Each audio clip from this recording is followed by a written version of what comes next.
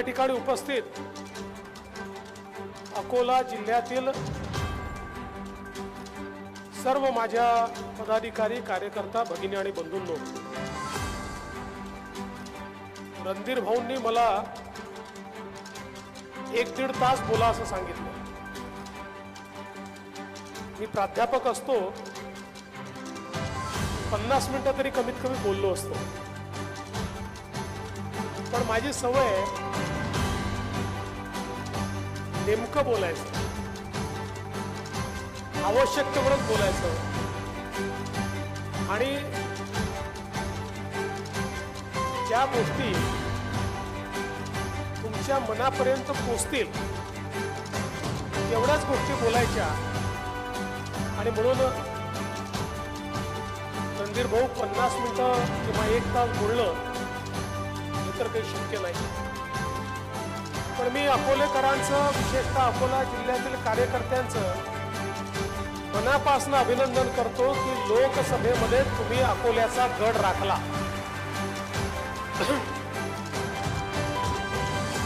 अकोल्याच्या संदर्भात अनेक लोक शंका व्यक्त करत होते, पण तुम्ही अकोल्यामध्ये जिंकण्याची परंपरा ही कायम ठेवली आणि अकोला आमचंच आहे, अकोला भारतीय जनता पक्षाचंच आहे हे तुम्ही या ठिकाणी निश्चितपणे दाखवून दिलं. आणि संजूभाऊ धोत्रेंसारखा एक चांगला खासदार आपल्याला मिळाला आणि तीच परंपरा चालवण्याकरता आता अनुभव देखील एक युवा खासदार म्हणून या ठिकाणी निश्चितपणे काम करतील. आज आपण स्वर्गीय भाऊसाहेब फुंडकर सभागृहामध्ये आहोत. विदर्भामध्ये आणि महाराष्ट्रामध्ये भारतीय जनता पक्षाच्या वाटचालीत, विकासात भारतीय जनता पक्ष 100% करण्यात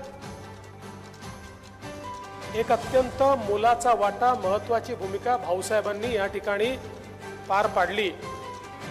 आणि म्हणून साहजिकच आपण त्यांची देखील या ठिकाणी आठवण काढतोय आणि स्वर्गीय लालाजींची देखील आपण या ठिकाणी निश्चितपणे आठवण आपल्याला येते. कारण लालाजी एक वेगळं व्यक्तिमत्व होतं, आपल्याला सर्वांना त्यांचा अनुभव होता. पण आता पुन्हा एकदा आपल्याला विधानसभेच्या निवडणुकीला सामोरं जायचं आहे. मी यापूर्वी देखील सांगितलं, लोकसभेची निवडणूक ही आपण महाविकास आघाडीच्या 3 पक्षांसोबत नाही लढलो. लोकसभेच्या निवडणुकीमध्ये एक चौथा पक्ष होता आणि त्या चौथ्या पक्षाचं नाव होतं फेक नरेटिव्ह. सकाळपासून रात्रीपर्यंत खोटं बोलायचं, खोटं पेरायचं, खोटं पचवायचं, अशा प्रकारचा एक फेक नरेटिव्ह महाराष्ट्रात आणि देशामध्ये तयार करण्यात आला.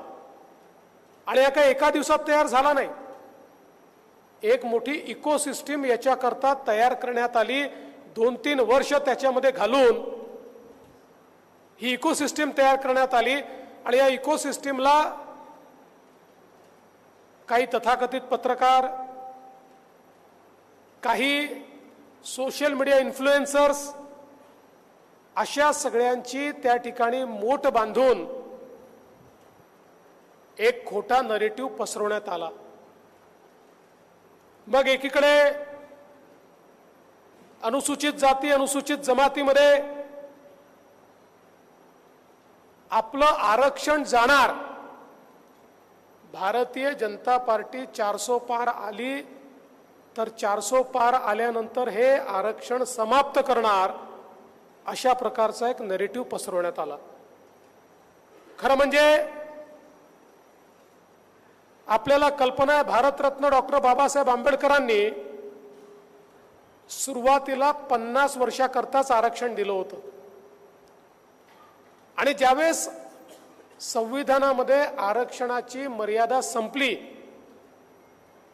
त्यावेळी ती मर्यादा वाढवण्याचं काम जर कोणी केलं असेल तर ते श्रद्धेय अटल बिहारी वाजपेयीजी यांनी पंतप्रधान म्हणून केलं. आज जे आरक्षण टिकलेलं आहे, चाललं आणि चालत राहणार आहे, याचं कारण अटल बिहारी वाजपेयीजीची सरकार आहे. पण या सगळ्या गोष्टी मागे पडल्या आणि जणू काही आपलं सरकार आल्यानंतर आरक्षण त्या ठिकाणी काढून टाकण्यात येईल अशा प्रकारचा नरेटिव्ह खालपर्यंत नेण्यात आला आणि त्याचा एक मोठा परिणाम झाला. तो दलित समाजामध्ये झाला, तो आदिवासी समाजामध्ये झाला आणि विशेषतः विदर्भासारखं जे क्षेत्र आपलं आहे की ज्या क्षेत्रामध्ये 30% दलित आदिवासी ही लोकसंख्या आहे, इथे याचा एक मोठा परिणाम झाला आणि आपल्या जागा त्या ठिकाणी कमी झाल्या. एक दुसरा नरेटिव्ह हा मोठ्या प्रमाणात मुस्लिम समाजामध्ये चालवण्यात आला आणि त्यातनं एक प्रकारे पोलरायझेशन करून, ध्रुवीकरण करून निवडणुकांना इन्फ्लुएन्स करायचा प्रयत्न झाला. हे सगळं केल्यानंतरही हे खरं आहे, आपल्या जागा कमी आल्या पण आपला जनाधार कमी झालेला नाहीये. महाराष्ट्रामध्ये महाविकास आघाडीला 43.9% मतं आहेत आणि महायुतीला 43.6% मतं आहे, म्हणजे केवळ 0.3% मतं आपल्याला कमी पडले. त्यांना 2,50,00,000 मतं मिळाली, आपल्याला 2,48,00,000 मतं मिळाली, म्हणजे त्यांच्यापेक्षा महाराष्ट्रामध्ये केवळ 2,00,000 मतं आपल्याला कमी मिळाली. पण या 2,00,000 मतांमुळे त्यांच्या 31 जागा आल्या आणि आपल्या 17 जागा आल्या. 0.3% 12 जागा आपल्या अशा आहेत, 12 जागा भारतीय जनता पक्षाच्या, ज्या 3% कमी मताधिक्याने पडल्या. आणि यातलं क्लासिक उदाहरण द्यायचं असेल तर ते धुळ्याचं आहे. धुळ्यामध्ये 6 विधानसभेच्या मतदारसंघापैकी 5 मतदारसंघामध्ये आपल्याला 1,90,000चा लीड मिळाला आणि एकट्या मालेगाव मतदारसंघामध्ये त्यांना 1,94,000 मताचा लीड मिळाला आणि 4,000 मताने आपण केवळ सीट हारलो. 4,000 मतं, 6,000 मतं, 8,000 मतं, 16,000 मतं, 20,000 मतं, 18,000 मतं, अशा अतिशय नॅरो मार्जिननी आपण ही निवडणूक या ठिकाणी हारलो. फेक नरेटिव्हमुळे ही परिस्थिती आपल्याला पाहायला मिळाली. पण एक गोष्ट लक्षात ठेवा, जे खोटं असतं त्याचं वय छोटं असतं. हा जो फेक नरेटिव्ह या ठिकाणी तयार केला, आज हे लोकांच्या लक्षात येत आहे, दलित समाजामध्ये, आदिवासी समाजामध्ये लक्षात येत आहे की कुठेतरी आमची दिशाभूल झाली, आम्हाला मूर्ख बनवण्यात आलं, आम्ही त्याच्यामध्ये वाहून गेलो, हे आज त्यांच्या लक्षात येत आहे. आणि म्हणून 0.3% आपण या ठिकाणी जरी हारलो असलो तरी गेल्या 3 महिन्यामध्ये महाराष्ट्राचं वातावरण आपण बदललेलं आहे. एक लाडकी बहीण योजना आपण तयार केली तर 4-5% आपण पुढे चाललो गेलो. आता लाडक्या बहिणींचा प्रचंड त्रास महाविकास आघाडीला होतोय. ते रोज लाडक्या बहिणीवर बोलतायत. पहिले त्यांनी प्रयत्न करून पाहिला, कोर्टामध्ये गेले, हायकोर्टात गेले, ही योजना बंद करा. हायकोर्टाने ऐकलं नाही. हायकोर्टाने त्यांची पिटिशन फेटाळली. मग सांगितलं योजनेमध्ये पैसेच नाहीत, पुढच्या बजेटपर्यंतचे सगळे पैसे आपण ठेवलेत, याचा दाखलाच आपण दिला, मग यांची थोबाडं बंद पडली. आता हे सांगतात 1500 रुपयांनी काय होतं. अरे बाबा, तुम्ही सोन्याचा चमचा तोंडामध्ये घेऊन जन्माला आले, पण या देशामध्ये, या राज्यामध्ये महिन्याला 1500 रुपयाचं महत्त्व काय आहे हे आमच्या गृहिणींना विचारा, तर त्यांना समजतं. महिन्याच्या शेवटी जेव्हा मेळ बसवावा लागतो त्यावेळी या 1500 रुपयाचं मोल काय आहे हे त्यांना त्या ठिकाणी समजतं. पण जे लोक हॉटेलमध्ये जाऊन 1500 रुपयाची टिप देतात त्यांना याचं महत्त्व कधीच समजू शकत नाही. त्यामुळे हे सोन्याचा चमचा तोंडात घेऊन जन्माला आलेले अशाच प्रकारे आमच्या गरीब बहिणींचा त्या ठिकाणी थट्टा करतील, मजाक उडवतील. पण आमच्या बहिणींनाही हे लक्षात आलेलं आहे हे सावत्र भाऊ आहेत, हे कधीच आपल्याकडे लक्ष देऊ शकत नाही. या सावत्र भावांपासून सावधानच राहावं लागेल. आज 1 कोटीपेक्षा जास्त, जवळजवळ 1.5 कोटीपर्यंतची नोंदणी आपली पोचली आहे. येत्या 17 तारखेला जुलै आणि ऑगस्ट महिन्याचा हप्ता आपण लाडक्या बहिणींच्या खात्यामध्ये टाकणार आहोत. आणि त्याच्यानंतरही ज्यांचे फॉर्म येतील सप्टेंबरमध्ये, ऑगस्ट मधल्या फॉर्मच्या बहिणींना जुलै, ऑगस्ट आणि सप्टेंबरचा हप्ता देणार आहोत. त्यामुळे कुठल्याच बहिणीला वंचित ठेवण्यात येणार नाही. आता अडचणी काही काही येतात. इतक्या वेगानं फॉर्म भरणं सुरू झालं की सर्व्हरच क्रॅश झाला, 3-4 दिवस बंद होतं. आम्ही सांगितलं काळजी करू नका, ऑफलाईन फॉर्म द्या, तेही फॉर्म आम्ही स्वीकारू. माझी भारतीय जनता पक्षाच्या कार्यकर्त्यांना एवढीच विनंती आहे, आपली योजना आहे. म्हणजे हे जे सावत्र भाऊ आहेत हे किती नटवरला आलाय बघा. रोज योजनेच्या विरुद्ध बोलतात आणि स्वतःचं थोबड लावून माझी लाडकी बहीणचं पोस्टर देखील हेच लावतात. यांचा काय संबंध आहे? काही संबंध नाही आहे. त्यामुळे भारतीय जनता पक्षाच्या कार्यकर्त्यांनी या योजनेची ओनरशिप घेतली पाहिजे. आपण या योजनेमध्ये ज्यांचे फॉर्म भरले गेले नाहीत त्यांचे फॉर्म भरले पाहिजे, ज्यांचे भरले गेले आहेत त्यांचा नंबर इश्यू झाला की नाही पाहिला पाहिजे, त्यांच्या अडचणी दूर केल्या पाहिजेत. आणि सगळ्यात महत्त्वाचं, संपर्कात राहिलं पाहिजे. लाडक्या बहिणींना त्यांचे लाडके भाऊ कोण आहे हे आपल्या माध्यमातून पोचलं पाहिजे. मी तुम्हाला सांगतो, ही एकच योजना अशी आहे की जी घोषित झाल्यापासनं महाविकास आघाडीच्या नेत्यांच्या चेहऱ्यावरचं पाणीच पळालंय. त्यांना समजेना आता करावं काय. पण यांचं खोटं बोलण्याची सवय त्या ठिकाणी जात नाही. आज आपण बघा, निर्णय केला की आमच्या शेतकऱ्यांना यापुढे विजेचं बिल द्यावं लागणार नाही, शेतकऱ्यांना मोफत वीज देण्याचा निर्णय आपण केला. आणि हा निर्णय करत असताना आपला निर्णय हा काँग्रेससारखा नाही आहे. काल मला मोठा आनंद वाटला. उद्धवजींनी सांगितलं की काँग्रेस पार्टी कशी आहे. ते म्हणाले काँग्रेसने 2004 साली निर्णय घेतला, सुशील कुमार शिंदेनी निर्णय केला, शून्याचं बिल दिलं, मग विलासराव निवडून आले, विलासरावने निर्णय बदलून टाकला. आपण सांगण्याची आवश्यकता नाही.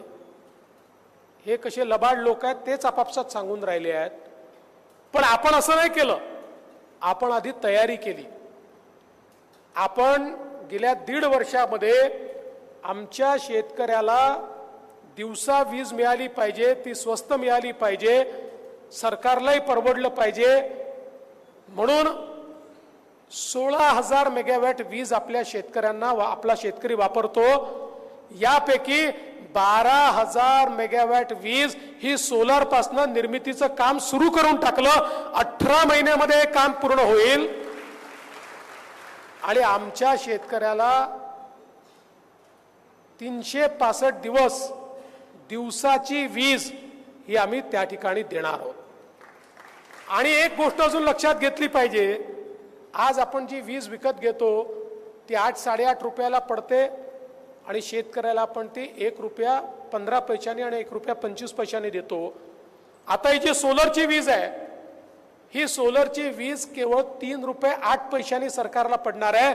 सरकारचेही 5 रुपये याच्यामध्ये वाचणार आहेत. त्यामुळे जी सबसिडी आम्हाला द्यावी लागते ती सबसिडी आता आम्ही शेतकऱ्याचं बिल माफ करण्याकरता देतोय.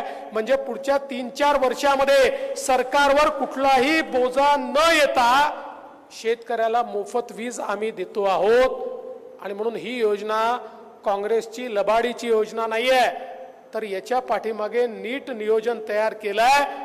पुढचे 5 वर्ष शेतकऱ्यांना विजेचं बिल येणार नाही हे तुम्हाला स्पष्टपणे सांगतो. आणि 5 वर्षांनी पुन्हा आपलं सरकार आलं तर पुन्हा येणार नाही. आणि म्हणून या ज्या योजना आपण तयार केल्या आहेत, आपल्याला कल्पना आहे की ज्यावेळी लोकसभेचं इलेक्शन होतं त्याच्या आधी आपल्या लक्षात आलं की आंतरराष्ट्रीय बाजारपेठेमध्ये कापूस आणि सोयाबीनचे भाव पडले आहेत. आणि म्हणून आपण निर्णय घेतला, भावांतर योजनेमध्ये आपल्या शेतकऱ्यांना आपण त्या ठिकाणी पैसे देण्याचा निर्णय घेतला. दुर्दैवाने निर्णय घेतला आणि तिसऱ्या दिवशी आचारसंहिता लागली. आपण ते पैसे देऊ शकलो नाही. आता त्याच्या याद्या तयार झाल्या आहे. याच महिन्यामध्ये थेट शेतकऱ्यांच्या 80 लाख शेतकऱ्यांच्या खात्यामध्ये कापूस आणि सोयाबीनचे भावांतराचे पैसे देखील त्या ठिकाणी पोहोचणार आहेत. आणि त्यासोबत 1 रुपयात पीक विम्याची योजना आपण त्या ठिकाणी लागू केली. 1,20,00,000 शेतकऱ्यांच्या खात्यामध्ये पीक विम्याचे पैसे देखील द्यायला आपण सुरुवात केली. पुढच्या 3 महिन्यामध्ये तेही पैसे शेतकऱ्यांच्या खात्यामध्ये त्या ठिकाणी पोहोचणार आहेत. त्यामुळे शेतकऱ्यांचा विचार करणारं सरकार, अशा प्रकारचं हे सरकार आहे. हे लोक रोज एक फेक नरेटिव्ह त्या ठिकाणी चालवतात. आज मला सांगताना आनंद वाटतो, या विदर्भामध्ये विदर्भाचं चित्र बदलणारा, विदर्भामध्ये कायम दुष्काळ संपवणारा आणि देशातला सगळ्यात पथदर्शी असलेला प्रकल्प वैनगंगा नळगंगा प्रकल्प याला आपण मान्यता दिली. आपल्याला आश्चर्य वाटेल, 10 लाख एकर जमीन ओलिताखाली येणार आहे. 90,000 कोटी रुपयाचा प्रकल्प आहे. ज्या प्रकल्पामध्ये नागपूर, वर्धा, अमरावती, यवतमाळ, अकोला, वाशिम आणि बुलढाणा हे सगळे जिल्हे त्या ठिकाणी आपण कव्हर करतो. गोसीखुर्दच्या खालून वाहून जाणारं पाणी बुलढाणा जिल्ह्यापर्यंत आपण घेऊन चाललो. 550 किलोमीटरची नवीन नदीच आपण त्या ठिकाणी तयार करतो. नवीन नदी. एक तालुका असा सुटणार नाही की ज्या तालुक्यामध्ये सिंचनाची व्यवस्था नाही. हे कोरडवाहू पिकाचं जे आपलं संपूर्ण गाडा आहे हे पूर्णपणे संपवून टाकणारा अशा प्रकारचा प्रकल्प. माझा सवाल आहे, इतके वर्ष काँग्रेसनी, राष्ट्रवादी काँग्रेसनी राज्य केलं, कधीतरी त्यांनी विदर्भाचा विचार केला का? विदर्भाच्या सिंचनाला पैसे दिले का? मी मुख्यमंत्री असताना आपण जवळपास त्या ठिकाणी विदर्भातले 88 प्रकल्पांना पैसे दिले. त्यातले 68 प्रकल्प हे आज या ठिकाणी पूर्ण होत आहेत. हे देखील मला सांगितलं पाहिजे. आमचे रणधीर भाऊ नेहमी काटीपाटी बॅरेजचं सांगतात. 445 कोटी रुपये काटीपाटी बॅरेजला आपण दिले. त्यातनं आज त्याचं टेंडर निघतंय, सिंचनाची व्यवस्था त्या ठिकाणी होते. एवढंच नाही तर घुंगशी बॅरेज असेल, या ठिकाणी जवळपास 2017 पासून काम सुरू केलं, त्याचं काम आता पूर्णत्वाला येत आहे. जिगाव प्रकल्प जो एक आपला महत्वाकांक्षी प्रकल्प आहे, त्याला आत्ताच आपण जवळपास 2000 कोटी रुपये त्या ठिकाणी दिले.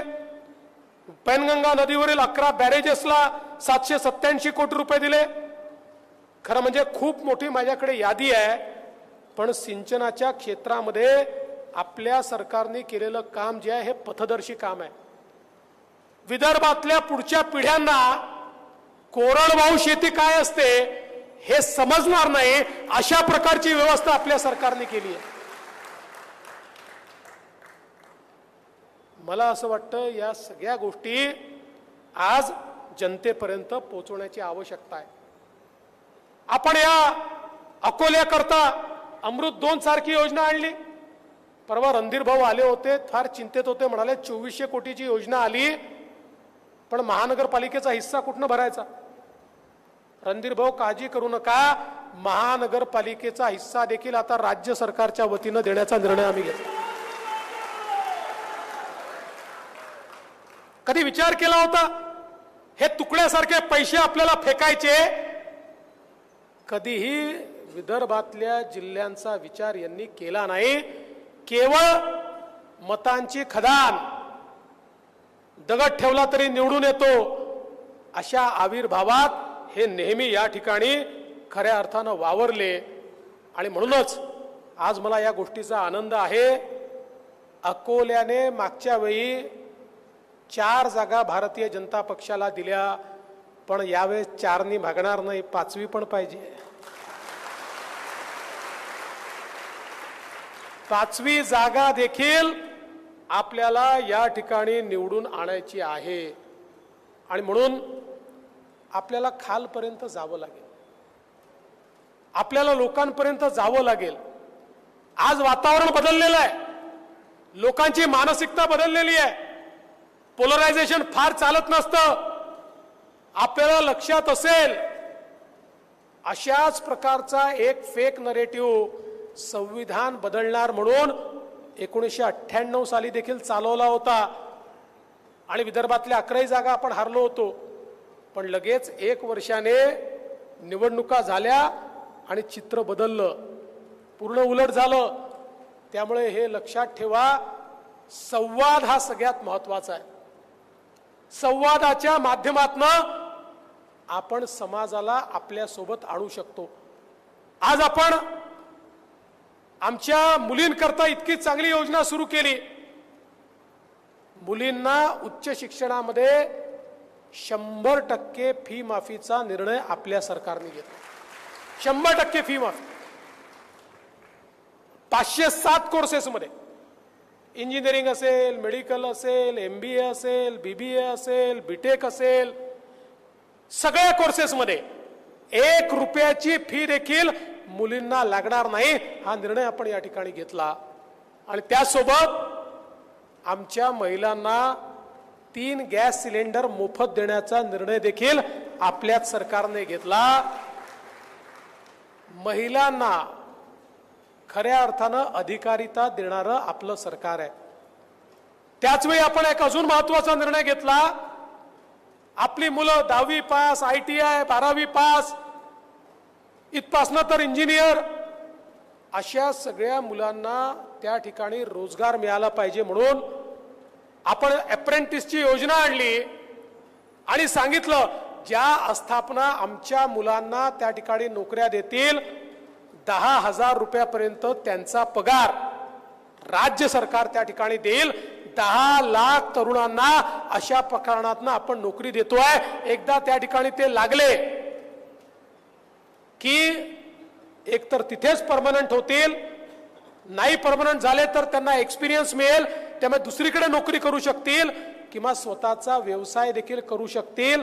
अशा प्रकारची योजना आपण आणली की ज्यातनं आमचा जो नुकताच शिकून बाहेर पडणारा तरुण आहे याला लक्षात येत नाही आणि प्रचंड या योजनेला प्रतिसाद मिळतोय। मोठ्या प्रमाणात उद्योग समोर येत आहेत आणि या योजनेचा लाभ घेतात, आपल्या तरुणांना त्या ठिकाणी नोकऱ्या या मिळत आहेत। मला सांगताना आनंद वाटतो, सरकारी भरती आपण सुरू केली, 2.5 वर्षामध्ये 1 लाख लोकांना सरकारी नोकरी देण्याचं काम हे आपल्या सरकारने या ठिकाणी केलं। हा रेकॉर्ड आहे। 2.5 वर्षामध्ये 25,000 नोकऱ्या देखील आपण देऊ शकत नव्हतो, अशी आपली भरतीची पद्धती होती। 1 लाख नोकऱ्या आपण 2.5 वर्षामध्ये या ठिकाणी दिलेल्या आहेत। त्यामुळे समाजातल्या सर्व वर्गाला लाभ होईल अशा प्रकारचं आपलं सरकार चाललंय। पण हे सगळं होत असताना येत्या निवडणुकीमध्ये हे लोक पुन्हा नव्याने नरेटिव्ह तयार करतील। आता काल परवा सुप्रीम कोर्टाने एक निर्णय दिला, त्या निर्णयामध्ये SC ST ला नॉन क्रिमिलेअर लागू करायचं की नाही अशी चर्चा त्यांनी केली. लगेच त्याच्यावर नरेटिव्ह तयार होणं सुरू झालं. पण मी प्रधानमंत्री मोदीजींचे मनापासून आभार मानतो. त्यांनी कॅबिनेटमध्ये जाऊन निर्णय केला SC ST ला त्या ठिकाणी नॉन क्रिमिलेअर लागू होणार नाही. आज एक लक्षात घ्या, सोशल मीडियाची ताकद फार वाढली आहे. हा जो मेनस्ट्रीम मीडिया आहे ना, याच्यापेक्षा सोशल मीडिया मोठा झाला आहे. कारण आपल्यापैकी सगळे लोक मोबाईलवरच पाहतात. आणि मग व्हॉट्सॲप युनिव्हर्सिटी चालू झाली आहे. त्या व्हॉट्सॲप युनिव्हर्सिटीचे काही ग्रॅज्युएट आहे ज्यांना रोज एक खोटा व्हॉट्सॲप तयार करून पाठवायची सवय आहे. आता हे इतके खोटारडे लोक आहेत. काल रॉयटर नावाच्या विदेशी एका संस्थेने महाराष्ट्रातनं महिंद्राचे उद्योग गुजरातला जाणार सांगितलं. लगेच इकोसिस्टीम सुरू झाली. मग उद्धव ठाकरे बोलले, मग नाना पटोले बोलले, मग यांचे सगळे बोलले. सुदैवाने संध्याकाळी महिंद्रानीच त्या ठिकाणी सांगितलं, आम्ही कुठे जाणारच नाही आहोत. उलट आम्ही निर्णय केलाय पुण्यामध्ये 10,000 कोटीची गुंतवणूक, नाशिकमध्ये 2,400 कोटीची गुंतवणूक आणि विदर्भामध्ये 1,200 कोटी रुपयाची गुंतवणूक आम्ही आता करतो आहोत. आम्ही जी गुंतवणूक करतो आहोत ती महाराष्ट्रातच करतो आहोत. पण आपल्याला माहिती असतं ना, ते काही लहान पोरं असतात, दगड मारून पळतात, पुन्हा येतात, पुन्हा दगड मारून पळतात, पुन्हा येतात, पुन्हा दगड मारून पळतात. अशी परिस्थिती महाविकास आघाडीची आहे. रोज एक खोटं टाकून द्यायचं, संध्याकाळपर्यंत आपण उत्तर देत राहायचे, दुसऱ्या दिवशी दुसरं खोटं. यांना कोणी पलटून विचारत नाही. माझं तर म्हणणं आहे की या ठिकाणी अशा प्रकारचा नरेटिव्ह देऊन महाराष्ट्राची बदनामी केल्याबद्दल महाराष्ट्राची माफी यांनी मागितली पाहिजे. रोज बदनाम करतात, रोज इथल्या इन्व्हेस्टरला डिस्टर्ब करतात.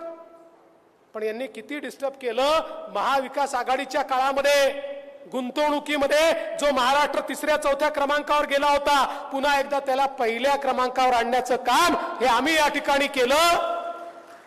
आणि मोठ्या प्रमाणात गुंतवणूक केवळ पुण्यामध्ये नाही तर मराठवाड्यात आणि विदर्भात देखील आणण्याचं काम आम्ही करून दाखवलं. आज हजारो कोटी रुपयाची गुंतवणूक अगदी गडचिरोली पर्यंत देखील त्या ठिकाणी येते आहे. हे आपल्या सरकारने केलंय. पण माझी तुम्हाला विनंती आहे, आज सोशल मीडिया आपल्याला असं वाटतं की याचा काय फायदा आहे. पण गावोगावी जे पोरं आहेत ते तर सोशल मीडियावर आहेतच, पण आता जाणते लोक देखील आहेत. ते देखील पाहतात, YouTube पाहतात, काय चाललंय त्यांनाही माहिती आहे, व्हॉट्सअप वाचतायत. त्यामुळे आपल्यालाही ती ताकद उभी करावी लागेल. आपल्या पक्षाचे व्हॉट्सअप ग्रुप तयार करून त्या व्हॉट्सअप ग्रुपला ऍक्टिव्हेट करावं लागेल. आता आम्ही ठरवलंय, जेवढ्या फेक बातम्या येतील त्याचं सत्य उघड करून पोल खोल नावाचा आम्ही एक उपक्रम सुरू करतो. रोज पोलखोल करणार. पण आम्ही पोलखोल केली आणि रणधीर भाऊला पाठवली आणि रणधीर भाऊनी स्वतःच्याच फोनमध्ये ठेवली, तर त्या पोलखोलचा काय उपयोग. आम्ही पोलखोल केली आणि आपल्या अध्यक्षांकडे पाठवली आणि त्यांनी स्वतःपर्यंतच ठेवली, तर काय उपयोग. ही व्यवस्था उभी केली पाहिजे की एक आम्ही पोलखोल केली की शेवटच्या कार्यकर्त्यापर्यंत त्याच्या व्हॉट्सअपच्या माध्यमातून ती पोचली पाहिजे. आणि आपल्यापैकी जे लोक फेसबुकवर आहेत त्यांनी ती फेसबुकवर टाकली पाहिजे, जे ट्विटरवर आहेत त्यांनी टाकली पाहिजे, जे इंस्टाग्रामवर आहेत त्यांनी टाकली पाहिजे. तर यांचा चेहरा आपल्याला उघड करता येईल. आणि रोज ज्यावेळेस यांची आपण लाच काढू त्यावेळेस हे खोटं बोलणं बंद करतील. अन्यथा या लोकसभेच्या निवडणुकीमध्ये आपण किती घरं बांधली सांगत होतो, किती सिलेंडर दिले सांगत होतो, देश कसा सुरक्षित झाला सांगत होतो, देशाने काय विकास केला सांगत होतो. आणि हे लोक मात्र त्या ठिकाणी जमिनीवर खोटे नरेटिव्ह टाकत होते. देशाच्या निवडणुकीत गल्लीच्या निवडणुकीसारखे नरेटिव्ह तयार करत होते आणि आपण त्याला उत्तर देत नव्हतो. जेव्हा रोज खोटं बोललं जातं त्यावेळेस ते लोकांना खरं वाटतं आणि अशा प्रकारे खोट्याचं त्यांनी खरं केलं. आणि म्हणून आता आपल्याला त्याला थेट उत्तर द्यायचं आहे, ती ताकद निर्माण करायची आहे. पण ही काही वरून होत नाही, ही खाली करावी लागते, ती तालुक्यापर्यंत करावी लागते.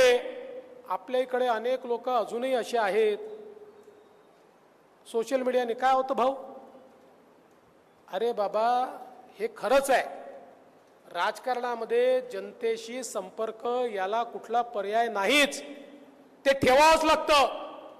पण ही अफवांची स्पीड इतकी जास्त आहे की अफवांच्या स्पीडला मॅन टू मॅन कॉन्टॅक्टने थांबवता येत नाही. अफवांच्या स्पीडला तुम्हाला तंत्रज्ञानानेच थांबवता येतं आणि ते तंत्रज्ञान म्हणजे सोशल मीडिया आहे. आणि म्हणून आपल्यापैकी प्रत्येकाला हे समजून घ्यावं लागेल. तुम्हाला येत नसेल तर तुमच्या पोरांना येतं, येत नसेल तर ज्या कार्यकर्त्याला येतं त्याला सोबत घ्या, पण हे करावं लागेल. मी तुम्हाला सांगतो, ही निवडणूक तर निघून जाईल, पण पुढच्या निवडणुकीमध्ये ज्याला सोशल मीडिया माहिती नसेल तो इर्रेलेव्हंट होऊन जाईल, इर्रेलेव्हंट. त्याला राजकारणामध्ये रेलेव्हन्स उरणार नाही. आणि म्हणून या गोष्टीचं महत्त्व आपण सगळ्यांनी समजून घेतलं पाहिजे. आज मी तुम्हाला एक गोष्ट निश्चितपणे सांगतो, हे जे बदललेलं वातावरण आहे ना, माझ्या मनामध्ये पूर्ण विश्वास आहे की या निवडणुकीमध्ये महायुतीचं सरकार हे 100% महाराष्ट्रात येणार आहे.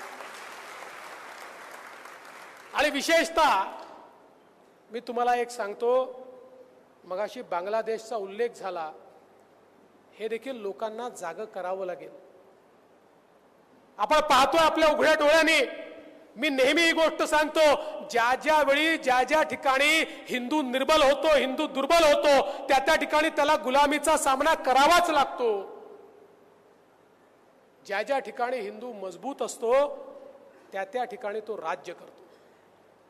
आम्हाला कुठल्या जातीला, धर्माला, समाजाला त्या ठिकाणी कमी लेखायचं नाही आहे, कोणावर अत्याचार करायचं नाही आहे. हिंदू असं कधीच करत नाही, ती आमची संस्कृती नाही. पण या गोष्टीकडेही लक्ष दिलं पाहिजे की ज्या प्रकारे आमच्या हिंदूंवर बांगलादेशमध्ये अत्याचार होतात, कारण तो निर्बल होतो, आणि तोच प्रयोग आमच्याकडे देखील सुरू झालेला आहे. आज मतांच्या लांगुल चालना करता बांगलादेशियांना देखील संरक्षण देण्याचं काम काही पार्ट्या करतायत. या पार्ट्यांना हे लक्षात येत नाही, अरे निवडणुका येतील जातील, सरकार येतील जातील, पण आस्तींचे साप अशा प्रकारे जे आपल्या देशातले नाही, आपले नागरिक नाही, या देशाची घेणं देणं नाही, असे आस्तींचे निखारे, असे आस्तींचे साप जर या ठिकाणी तुम्ही संरक्षित केले, उद्या तुमचा परिवारही संरक्षित राहणार नाही, हे देखील लक्षात घेतलं पाहिजे. आणि म्हणून मला आपल्याला सर्वांना सचेत करायचं आहे. हा केवळ संयोग नाही आहे, हा योगायोग नाही आहे, हा एक प्रयोग चाललेला आहे भारताला खिळखिळ करण्याचा. या प्रयोगामध्ये अनेक लोक आहेत, काही लोक जाणतेपणाने आहेत, काही अजाणतेपणाने आहेत. काही लोक आपल्याच लोकांचा फायदा घेऊन आपल्याच लोकांना त्या ठिकाणी एकत्रित करून त्यांच्या माध्यमातून विषमतेचं बीज पेरण्याचा प्रयत्न करतायत. आपला समाज हा खंडित राहिला पाहिजे. खंडित समाज हा कधी मुकाबला करू शकत नाही. त्यामुळे वेगवेगळ्या विषयांवर समाजाला खंडित कसं करता येईल हा प्रयत्न या ठिकाणी चाललेला आहे. याचाही मुकाबला आपल्याला करावा लागेल, कारण आपल्याला एक बलशाली भारत हा तयार करायचा आहे. एक असा भारत की ज्यामध्ये प्रत्येकाला राहण्याकरता, जगण्याकरता सर्व प्रकारची व्यवस्था आहे, अशा प्रकारचा भारत आपल्याला तयार करायचा आहे. आणि म्हणून माझी तुम्हाला विनंती आहे, आपण सगळ्यांना जागं व्हावं लागेल, सचेत व्हावं लागेल आणि ताकदीनं मैदानात उतरावं लागेल. मी नेहमी सांगतो, जेव्हा आपण लढाईला उतरतो ना, तर जिंकण्याची उर्मी मनामध्ये असली पाहिजे. छत्रपती शिवरायांचे मावळे संख्येनं 5000 असायचे, पण तरी देखील ते खानाच्या फौजा त्या ठिकाणी फडशा पाडायचे, कारण त्यांना हे माहिती होतं आम्ही देव देश आणि धर्माकरता लढतोय, आम्ही संस्कृती करता लढतोय, आम्ही रयते करता लढतोय. हा विश्वास त्यांच्या मनामध्ये असायचा, म्हणून त्या ठिकाणी ते अशी लढाई करू शकायचे. तोच विश्वास तुमच्याही मनामध्ये पाहिजे. नाहीतर काही कार्यकर्ते असतात नागपुरी भाषेमध्ये त्यांना मी बोहारा म्हणतो, सकाळपासून संध्याकाळपर्यंत बोहारीच फैलवतात.